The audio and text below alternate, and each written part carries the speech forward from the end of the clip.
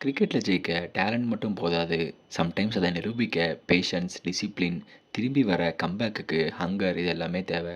ஒரு காலத்தில் Indian கிரிக்கெட்டோட future super star அப்படின்னு பேசப்பட்ட பிளேயர், ஒன் டேல இந்தியாவுக்காக 200 அடித்தவர், 2023 ஓடிஐ வேர்ல்டு கப்பில் இந்தியாவோட பேக்கப் விக்கெட் கீப்பர் அப்படின்னு சொல்லி எல்லாமே பண்ண ஒரு பிளேயர், ஒரு கட்டத்தில் டீம் இந்தியாவில் இடமே இல்லாமல் போனார்.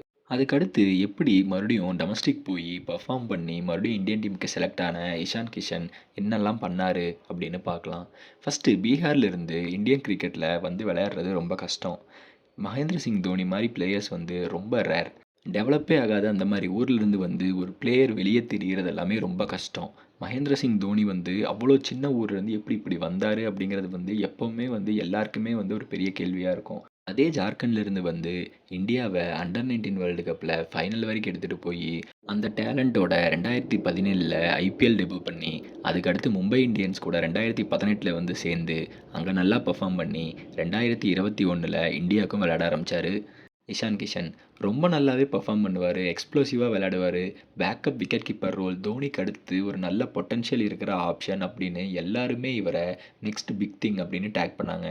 அதுக்கேற்ற மாதிரியே இவர் வந்து இந்தியாவுக்கு ஒவ்வொரு ஃபார்மேட்டுமே விளையாட ஆரம்பித்தார். T20, ஓடிஐ, டெஸ்ட் மேட்ச் அப்படின்னு சொல்லி எல்லா ஃபார்மேட்டும் விளையாட ஆரம்பித்தார். ஏன்னா ரிஷப் பண்ட் மாதிரி ஒரு ஃபார்மேட் மட்டும் நல்லா விளையாடுற பிளேயர் இல்லை இவர். இவரால் எல்லா ஃபார்மேட்லையுமே விளையாட முடிஞ்சுது. அப்படி இருக்கிறதுனால தான் வந்து இந்தியாவுக்கு ஒன் டேல பங்களாதேஷ் கூட ஒரு 200 அடித்தார். இந்தியாவோட ஃபாஸ்டஸ்ட் டபுள் செஞ்சுரி அவர் தான் அடிச்சிருந்தார். அந்த மேட்ச்சில் ஓப்பனிங் இறங்கி அவ்வளோ அக்ரஷன் கண்ட்ரோலோட ரொம்ப நல்லா பெர்ஃபார்ம் பண்ணி சச்சின், ரோஹித் சர்மாவுக்கு அடுத்து மூணாவதாக இந்தியா சைட்லேருந்து அந்த லிஸ்ட்டில் வந்து ஜாயின் பண்ணார் ஒன் டேல 200 அடித்தவங்கப்பில். இந்த சக்ஸஸ் எல்லாமே வந்து அவருக்கு ஒரு நல்ல புஷ் கொடுத்துட்டு இருந்தது அப்படின்னே சொல்லணும். அந்த ஸ்டேஜில் கிட்டத்தட்ட ஒரு 2 வருஷம் இந்தியாவுக்கு அவர் எல்லா ஃபார்மேட்லேயும் விளையாண்டார். இந்தியா விளையாடுற எல்லா டோர்னமெண்ட்டும் விளையாண்டார். முக்கியமாக அவர் வந்து அவ்வளோ ஹெக்டிக்காக நடந்த வேர்ல்டு கப்புக்கு முன்னாடி நடந்த ஏசியா கப்பும் சரி, வேர்ல்டு கப்பும் சரி, ஃபைனலில் நம்ம தோற்ற அந்த வேர்ல்டு கப்லேயும் அவர் வந்து ஒரு முக்கிய பார்ட்டாக இருந்தார். இனிஷியலில் கொஞ்சம் மேட்சஸில் கில்லு விளையாடாததுனால இவர் தான் வந்து ஓப்பன் பண்ணிகிட்டு இருந்தார் இந்தியாவுக்கு. அப்படி வந்து நல்லா பர்ஃபார்ம் பண்ணவர் அந்த வேர்ல்டு கப் முடிஞ்சதுக்கப்புறம் சவுத் ஆஃப்ரிக்காவுக்கு இந்தியா போனாங்க. அந்த சவுத் ஆஃப்ரிக்கா டூரில் இந்தியா சுமாராக பெர்ஃபார்ம் பண்ணாலும் அங்கேயுமே வந்து இஷான் கிஷன் எல்லா மேட்சும் விளையாண்டார். அது விளையாண்டதுக்கப்புறம் எனக்கு கொஞ்சம் பிரேக் வேணும், எனக்கு வந்து கொஞ்சம் கன்சிஸ்டன்சி கம்மியாக இருக்குது, அது எல்லாமே எனக்கு மென்டல் ஃபெட்டிக் இருக்குது, நான் எக்ஸாஸ்ட் ஆகிட்டேன், எனக்கு கொஞ்சம் ரெஸ்ட் வேணும் அப்படின்னு கேட்டிருந்தாரு. இவங்க வந்து ரெஸ்ட் கேட்டதுக்கு பிசிசிஐ வந்து பெருசாக அதை சீரியஸாக எடுத்துக்கல. ஏன்னா உலகம் பூரா இருக்கிற எல்லா இடத்துலையும் மென்டல் ஃபெட்டிக் அப்படின்னு சொன்னால் கண்டிப்பாக எல்லோரும் ரெஸ்ட் கொடுப்பாங்க. ஏன்னா மேக்ஸ்வெல்ல நம்ம அவ்வளோ டைம் பார்த்துருக்கோம். ஆனால் இவர் கேட்டப்ப பிசிசிஐ அதை வந்து சரியாக எடுத்துக்கல. அதுக்கடுத்து இவர் வந்து நான் அடுத்த சீரீஸ் விளையாடலை அப்படின்னு சொல்லிட்டு பிரேக் எடுத்தார். பிரேக்கை ரிலாக்ஸ் பண்ண துபாய் போனார். துபாய் போன இவர் வந்து இங்கே வேணும்னே விளையாடாமல் அங்கே போய் ஜாலி பண்ணுறதுக்காக போயிட்டாரு அப்படின்னு சொல்லி பிசிசிஐ தப்பாக புரிஞ்சுக்கிட்டாங்க. அதனால் இந்தியன் டீம்லேருந்து இவரை ட்ராப் பண்ணிட்டாங்க. அதுக்கு அடுத்த சீரீஸில் இவரை எடுக்கலை. இவரை கான்ட்ராக்டில் இருந்துமே ரிமூவ் பண்ணிட்டாங்க. அடுத்து இவர் என்ன சொல்லியிருந்தாருன்னா, அந்த ரெஸ்ட் டைமில் நான் டொமஸ்டிக் மேட்ச் விளையாட மாட்டேன்னு சொல்லியிருந்தார். இவங்க டொமஸ்டிக் மேட்ச் விளையாண்டே ஆகணும் அப்படின்னு சொல்லி இவரையும் ஸ்ரேயஸ் ஐயரையும் வந்து இந்தியன் கான்ட்ராக்ட் லிஸ்ட்லேருந்து ரிமூவ் பண்ணிட்டாங்க.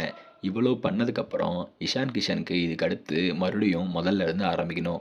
ஏன்னா இந்தியன் டீமில் ஒரு நெக்ஸ்ட் பிக் திங்காக இருந்துட்டு இப்போ இந்தியன் டீமில் என்னானாலும் செலக்ட் பண்ண மாட்டேங்கிறாங்க. அப்படிங்கிறதுனால இஷான் கிஷனுக்கு வேறு வழியே இல்லை, மறுபடியும் டொமஸ்டிக் போய் பர்ஃபார்ம் பண்ணணும் அப்படிங்கிற நிலமை. என்ன பண்ணார் அப்படின்னா, எதுவுமே எதிர்பார்க்காம போய் அவர் ஊரான ஜார்க்கண்டுக்கு விளையாண்டார். ஜார்க்கண்டில் அவர் வந்து எல்லா ஃபார்மேட்லேயும் அவங்க டீமுக்கு வந்து கேப்டனாக இருந்து டீமை நல்லா பர்ஃபார்ம் பண்ணி எடுத்துகிட்டு போனார். ஒரு ரெட் பாலும் சரி, ஒயிட் பாலும் சரி, ஃபுல் எஃபர்ட் போட்டு அவர் வந்து நடக்கிறது நடக்கட்டும், நான் வந்து நல்லா பர்ஃபார்ம் பண்ணுவேன், என்னோடய பர்ஃபார்மன்ஸ் வந்து பேசும் அப்படிங்கிற மாதிரி கன்சிஸ்டண்ட்டாக பர்ஃபார்ம் பண்ணிட்டு இருந்தார். ரெட் பால்லையும் நல்லா பர்ஃபார்ம் பண்ண ஜார்க்கண்ட் அடுத்து சையத் முஸ்தாக் அலி ட்ராஃபியில் ரொம்ப நல்லாவே பண்ணாங்கன்னு சொல்லணும். இஷான் கிஷனோட கேப்டன்சியில் ரொம்ப நல்லா பர்ஃபார்ம் பண்ண ஜார்க்கண்ட் ஃபைனலில் ஹரியானாவை ஜெயிச்சு கப்படிச்சிருக்காங்க. அந்த கப்லேயும் ஃபைனலில் இஷான் கிஷனோட அதிரடி செஞ்சுரி அடங்கும். அந்த சீரீஸ் பூராவுமே ரொம்ப நல்லா விளையாண்ட இஷான் கிஷன் 500 ரன்னுக்கு மேலே அடித்து ஒரே ஆளாக நின்று ஜார்க்கண்டுக்கு ஜெயிச்சு கொடுத்தாரு. இதனால் என்ன ஆச்சு அப்படின்னா, வேர்ல்ட் கப் ஸ்குவாட் வந்து செலக்ட் பண்ணும்போது இந்தியா 2 மாதத்துக்கு முன்னாடி சடனாக இஷான் கிஷனை இப்போ செலக்ட் பண்ணியிருக்காங்க. டொமஸ்டிக்கில் ரொம்ப நல்லா பெர்ஃபார்ம் பண்ண இஷான் கிஷன் இப்போ மறுபடியும் இந்தியா டீமில் செலக்ட் ஆகிருக்காரு. இந்தியன் டீமில் மெசேஜ் வந்து ரொம்ப கிளியராக கொடுத்துருக்காங்க. டொமஸ்டிக்கில் வந்து நல்லா பெர்ஃபார்ம் பண்ணால் இந்தியாவுக்கு கண்டிப்பாக சான்ஸ் கிடைக்கும் அப்படின்னு இஷான் கிஷன் மறுபடியும் அதை ப்ரூவ் பண்ணியிருக்காரு. அவ்வளோ கஷ்டப்பட்டு இந்தியாவுக்கு விளையாடி, அவர வந்து எல்லாரும் தப்பா புரிஞ்சு கான்ட்ராக்ட்லேருந்து தூக்குனதுக்கப்புறம், இப்போ மறுபடியும் அவர் பெர்ஃபார்மன்ஸ்னால இஷான் கிஷன் பதில் குடுத்துருக்காரு.